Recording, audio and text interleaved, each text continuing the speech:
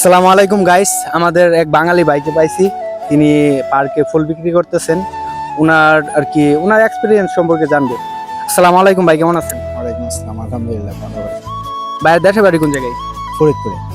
ফরিদপুর কোন জায়গা? ফরিদপুরে ভাঙা থানা। ভাই বাংলাতে আমার অনেক ফ্রেন্ড সার্কেল আছে।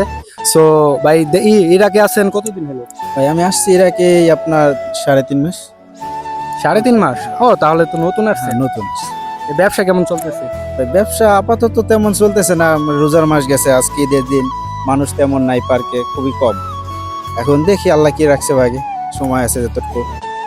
আজকে তো ওয়েদারটা অনেক ঠান্ডা। ঈদ কেমন কাটলো? আলহামদুলিল্লাহ, ফ্যামিলি ছাড়া ঈদ যেরকম কাটার কথা তেরকম। এটা মনে হয় সব সকল প্রবাসীর একটা ইমোশনের জায়গা। ঈদের কথাটা জিজ্ঞেস করলে সবাই কেমন ইমোশন হয়ে যায়। সো ভাই আমার 2টা ফুল লাগবে, আমাকে 2টা ফুল দেন। একটা নিচ্ছে।